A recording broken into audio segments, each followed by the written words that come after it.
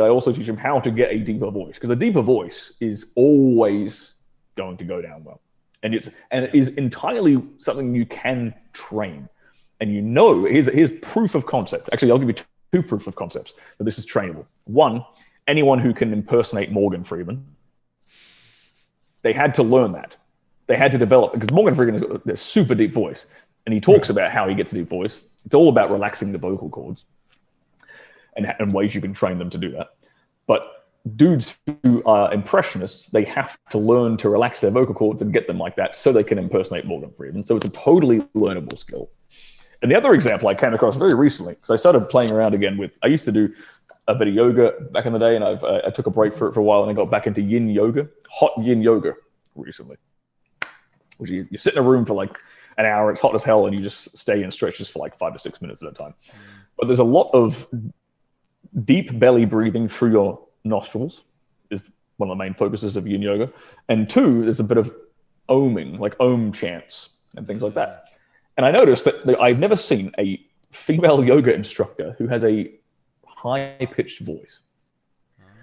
They all have like relatively, for women, relatively deep voices. And it's because what they're doing all the time is they're chanting these like deep, resonant om sounds, and they're breathing deep into their belly. These are a couple of the components of developing a deeper voice. And it's like, okay, here's another perfect example of it being played out in real time, So this is all absolutely learnable. And then I focus on another thing. So once guys have sort of learned, okay, here's how I can perfect my delivery, I actually encourage them to start playing with it before you even get to the bedroom, through the power of voice notes.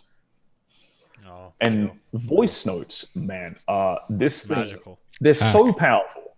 I'm going to give away a bunch of stuff, because you say it's a hack, and I agree. It's so especially on Instagram, voice notes are stupidly powerful. So my quote unquote game or whatever, right, is I take girls from like a dating app, and I take them to my Instagram, and then I try to set up the dates on the Instagram, because my Instagram's a bit of a flex, so I take advantage of it. Right. Yeah. And one of the things you'll notice is my opening message is a voice note. It's always a voice note.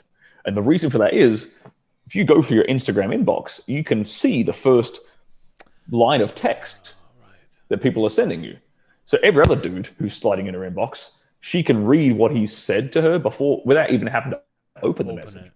But with me, it says voice note, and women are curious as hell.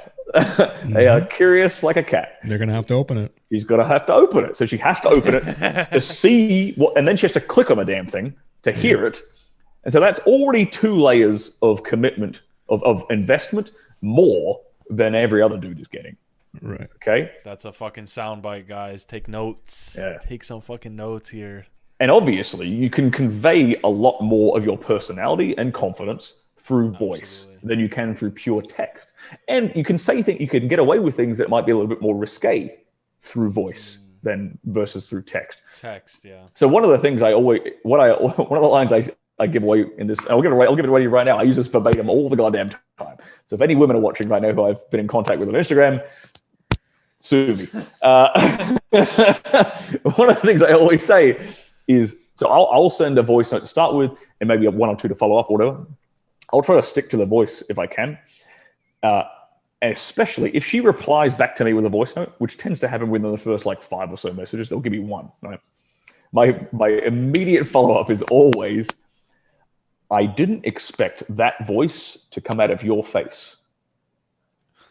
Now, if I wrote that, it might be taken very offensively. But if I say it with a cheeky inflection, she knows I'm fucking around. She knows I'm joking. She knows I'm being cocky, right?